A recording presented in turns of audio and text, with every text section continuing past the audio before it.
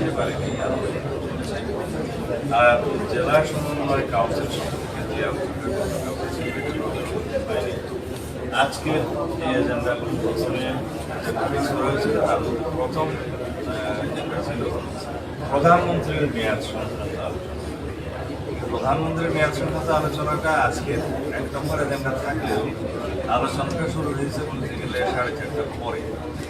সেই জন্য সেই আলোচনাটা আরও বিস্তারিত আলোচনার জন্য পরবর্তী রোববারে তারপরে আলোচনা করবে এইভাবে সিদ্ধান্ত হয়েছে। এবং রোববারের আলোচনার জন্য অন্যান্য যেগুলো বিষয়গুলো পেন্ডিং ছিল সেই পেন্ডিং বিষয়গুলো রাখবেন করেছেন। তার মধ্যে নারী আসন, নির্দিষ্ট পার্লামেন্ট, চিফ জাস্টিসের বিষয়টা এবং রাষ্ট্রপতি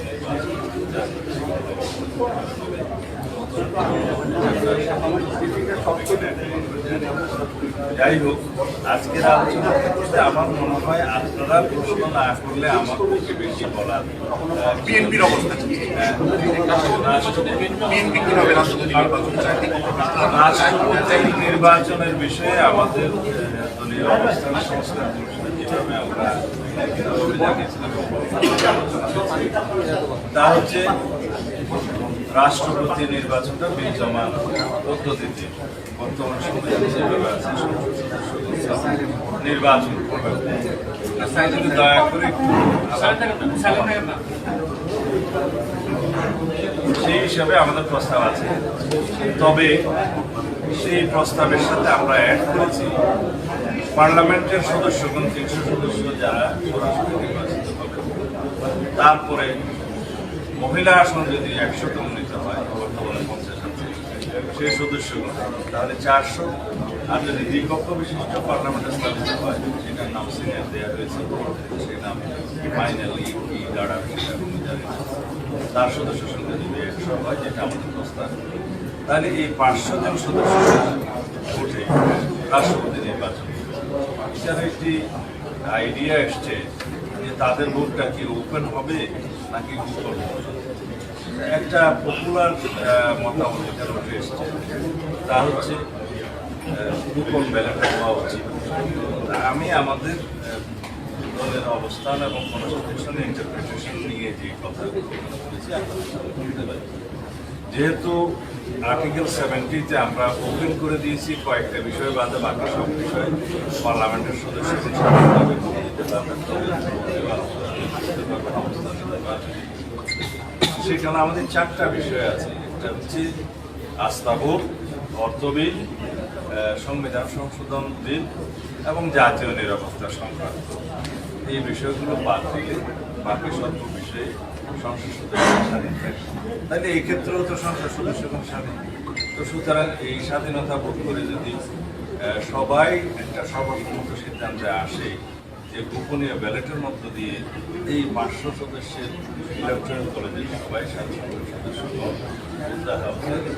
তারা যদি গোপন ব্যালটের মাধ্যমে রাষ্ট্রপতি নির্বাচন করেন, সেখানে স্বচ্ছতা, নিরপেক্ষতা সবকিছু বজায় মনে করি। তবে সেটা সিদ্ধান্তের বিষয় এবং এই সিদ্ধান্তটা আমাকে আমাদের দলের পক্ষ থেকেও অনুমোদন নিয়ে আসতে হবে। যদিও কনস্টিটিউশনালি এটা মোটামুটি একটা হয়ে যায়, এটা হচ্ছে আমাদের অবস্থা। আর ইলেকট্রাল পিয়ার পদ্ধতিতে নির্বাচনের ব্যাপারে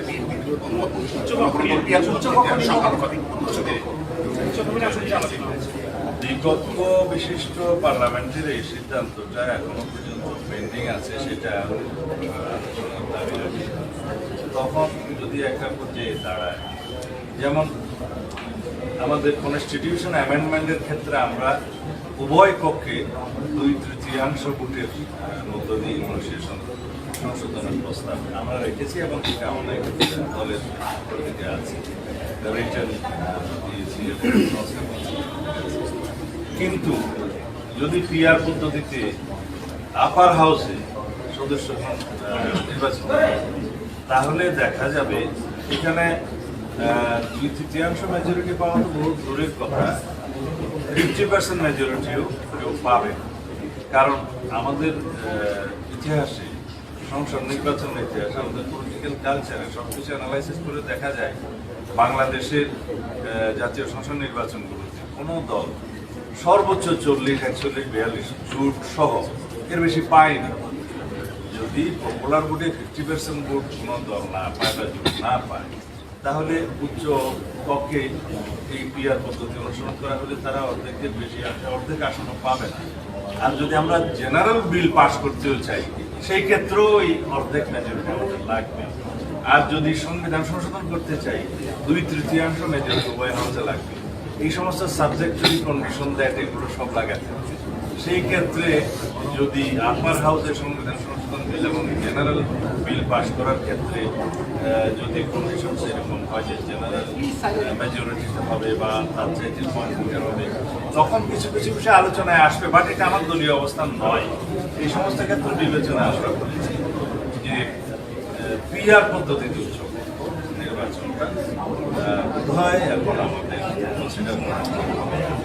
তবে আমাদের দলের পক্ষ থেকে আমরা এই সংসদের ধারণা প্রস্তাব এই জন্যই দিয়েছিলাম যে দেশের বিশিষ্ট নাগরিক, শিক্ষাবিদ, ক্রীড়াবিদ, সমাজবিজ্ঞানী, রাষ্ট্রবিজ্ঞানী সহ বিভিন্ন সেক্টরে যাদের অবদান আছে, যাদের চিন্তাধারা, যাদের কন্ট্রিবিউশন জাতিকে আমাদের জাতি গঠনে এনরিচ করবে বা যাদের কন্ট্রিবিউশন থাকা উচিত, তাদেরকে এখানে প্রতিনিধিত্ব আকারে অ্যাকোমোডেট করার জন্যই আমরা এটা বিবেচনা করেছিলাম। এবং আমরা এখানে সরাসরি ভোটের কথাও কিন্তু এই পার্লামেন্টের ক্ষেত্রে আমরা ক্ষেত্রে বলে নিই। সর্বদিক বিবেচনায় আমরা মনে করি ক্রিয়ার পদ্ধতিতে এখানে সঠিক হবে।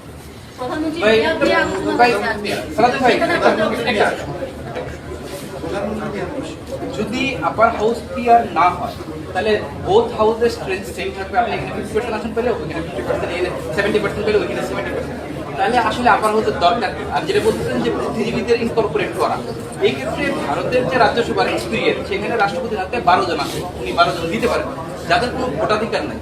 তো আপনি যদি সমাজের যারা বিশিষ্ট ব্যক্তি তাদের যদি জানেন, তাদের যদি ভোটাধিকার দেন, তাহলে তো এই আপার হাউস করা কি আসলে ইফেক্টিভ কিছু হবে কিনা? আপার হাউসে ভোটাধিকার থাকবে কিনা, অথবা কত জেনারেল বিল পাস করার ক্ষেত্রে কত পার্সেন্ট ভোটাধিকার হবে, অথবা সংবিধান সংশোধনের ক্ষেত্রে কোন মেজরিটিতে যাবে, এগুলো সব কিছুই এখন আমরা ডিসকাশন। এখন এই বিষয়ে আমি কোনো কথা ফাইনালি বলতে পারবো না। আমাদের 31 দফার বর্ণনার মধ্যে আমরা যে প্রস্তাবটা দিয়েছি তার ফলে যে দেশের বিশিষ্ট নাগরিক, বিশিষ্ট শিক্ষাবিদ, বিজ্ঞানী, রাষ্ট্রবিজ্ঞানী, সমাজবিজ্ঞানী, ক্রীড়াবিদ এবং বিভিন্ন সেক্টরে যাদের অবদান আছে, যাদের অবদান আছে, তাদের চিন্তা ভাবনার মধ্য দিয়ে, তাদের কন্ট্রিবিউশনের মধ্য দিয়ে জাতীয় উপকৃত হবে এবং ন্যাশন বিল্ডিং অ্যাক্টিভিটিসে তাদের সংশ্লিষ্ট করা দরকার। এই আইডিয়া থেকে আমরা প্রস্তাবটা আমরা করেছি। একই সাথে যেটা আপনি অন্য একটি দেশের রেফারেন্স দিয়ে বললেন, তাদের স্টেটটা হচ্ছে কান্ট্রি, আমি নাম বলবো না, ইউনিয়ন অফ স্টেটস, যে হচ্ছে এটা একটা ইউনিয়ন অফ স্টেটস, প্রভিন্সেস। ওখানে ফেডারেল টাইপ অফ কান্ট্রি, ওখানে ফেডারেল টাইপ অফ গভর্নমেন্ট। সেই চেতনার সাথে আমাদের ইউনিটারি টাইপ অফ গভর্নমেন্ট যায় না। আমাদের constitution starts with section article 1, this is Republic. আমাদের হচ্ছে যে বাংলাদেশ যে রিপাবলিক অফ ডেমোক্রেটিক, এটা না, সরি, এটা হচ্ছে ইন্ডিপেন্ডেন্ট সোভারেন একটা ইউনিটারি রিপাবলিক। এই কথাটা আর্টিকেল 1-এ বলা আছে। তার মানে আমরা হচ্ছে যে বাংলাদেশ এটা ইউনিটারি টাইপ, ইন্ডিপেন্ডেন্ট এবং সোভারেন রিপাবলিক এখানে বলা আছে। তো সেটার সাথে যারা ইউনিয়ন অফ স্টেটস হিসাবে, রিপাবলিকেও আপার হাউস পিআরের एग्जांपल আছে, লাইক জাপান, সরি আছে, কিন্তু তাদের ইনস্টিটিউটগুলো আমরা এখানে আনিনি। কারণ তাদের যে সোশ্যাল যে হিস্ট্রি, তাদের যে পার্লামেন্টারি হিস্ট্রি, তাদের দেশের যে ইকোনমিক স্ট্রেংথ এবং তাদের দেশের যে কালচার, তার সাথে আমাদের পলিটিক্যাল কালচার, সোশ্যাল কালচার এবং আমাদের পলিটিক্যাল ইকোনমিক স্ট্রেংথ কোনো কিছু ম্যাচিং করে না। সেই জায়গায় না যে যদি আমরা বাকি অনেক বিষয়ের ক্ষেত্রে যদি সেই স্ট্যান্ডার্ডটা যদি আমরা চিন্তা করি, তাহলে সেটা হবে না।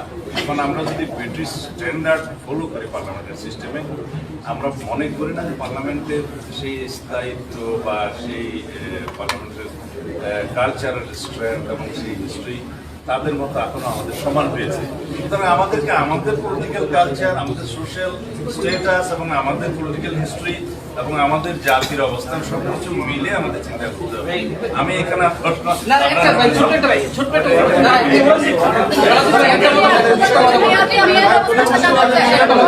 আরো অনেকে কথা বলবেন। যদি আপার হাউস পিয়ার থাকতো, যদি আপার হাউস পিয়ার থাকতো, তাহলে কি 15th amendment হইতো? 15th amendment তো হইতো না।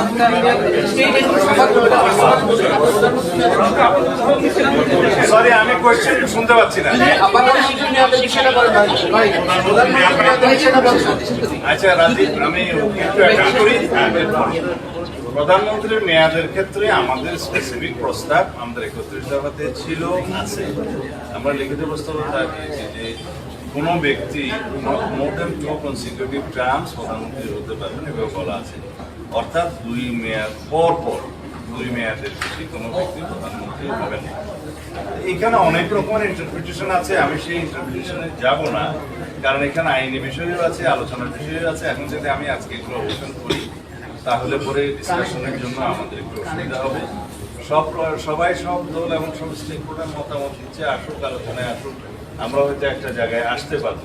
তবে আমরা এখানেই যদি মনে করি যে স্বৈরাচার উৎপাদনের জায়গা বা ফেসিজমের উৎপাদনের জায়গাটা আমরা বন্ধ করতে চাই, তাহলে এটির সাথে আরো অনেক বিষয় কিন্তু অ্যাড্রেস করতে হবে। তাহলে এনসিসির ফরমেশন লাগে না, তাহলে আরো অনেক কিছু লাগে না, তাহলে পিআরও লাগে না, আরো অনেক বিষয় লাগে না। কিন্তু আমরা পাওয়ারের চেক অ্যান্ড ব্যালেন্স করার জন্য আমরা বলেছি সমস্ত অর্গানগুলোর মধ্যে একটা ব্যালেন্স সৃষ্টি করতে হবে। আমাদের ডেমোক্রেটিক ইনস্টিটিউশন এবং কনস্টিটিউশনাল ইনস্টিটিউশনগুলোকে আমরা শক্ত ভিত্তির উপর দাঁড় করাতে হবে, তাহলে অনেক কিছুই লাগে না। আর এদিকে প্রধানমন্ত্রীর মেয়াদে যদি আমরা সীমাবদ্ধতা আনি, সেটাও একটা বিষয় থাকবে, যাতে পার্লামেন্টারি ফুয়েরার অথবা কনস্টিটিউশনাল যে কোনো এখন আয়তন্ত্র প্রতিষ্ঠা না হয়, কন্টিনিউটি না থাকে, সেটা অবশ্যই মাথায় রাখার বিষয়। কিন্তু এটার সাথে আরো অনেক বিষয় জড়িত আছে, সবগুলো একসাথে রিড করতে হবে। শুধু এইখানে এক্সিকিউটিভকে আমরা একদম ভেরি লিমিটেড করে দিলাম, অন্যান্য জায়গাগুলোকে স্ট্রেনথেন করলাম এবং এক্সিকিউটিভ ফাংশন করতে পারলো না, এনসিসি গঠনের মধ্য দিয়ে তার ক্ষমতা খর্ব করা হবে। এগুলো সব যদি একসাথে রেড উইথ আমরা না করি, তাহলে জিনিসগুলো একসাথে সমাধান হবে না। আমরা আলোচনার মধ্য দিয়ে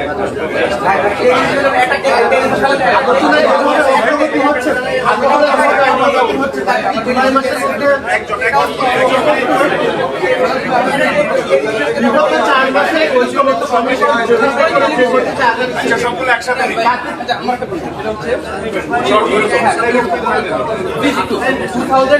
ইলেকশনে বিএনপি 34% ভোট পাইছিল এবং বিএনপি অ্যালায়েন্স 39% ভোট পাইছিল।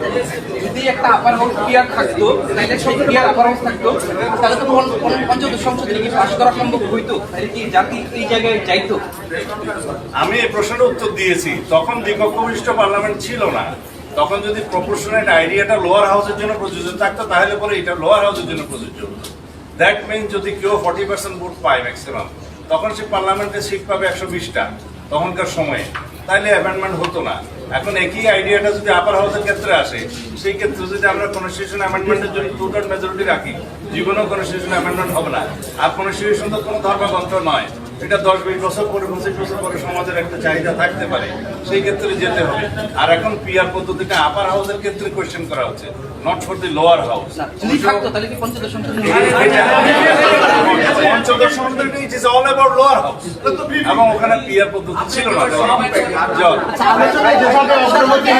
একটা কি বলার আছে সেটা হচ্ছে আপনারা এই যে 500 সদস্য আপার হাউস এবং লোয়ার হাউসে 500 সদস্যদের ভোটে বিদ্যমান মানে পরোক্ষ ভোটেই রাষ্ট্রপতি নির্বাচন করার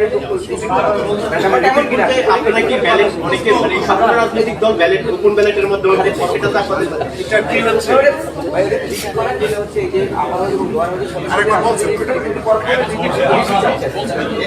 আচ্ছা, এখন যদি একই কোয়েশ্চেন বারবার বলে তো আমরা বলেছি লোয়ার হাউস এখন ডাইরেক্ট নির্বাচন যেটা হচ্ছে 300 আসনে, মহিলা সদস্য সংখ্যা আছে সংরক্ষিত 50।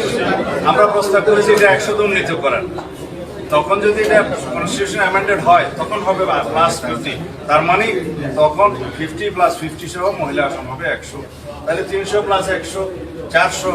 আপার হাউস আমরা প্রস্তাব করেছি 100, যদি আপার হাউসে সবাই রাজি হয়, আপার হাউস প্রতিষ্ঠা হয়, 100 সদস্য হয়, তখন ইলেকট্রাল কলেজের সংখ্যা সদস্য সংখ্যা হবে কত?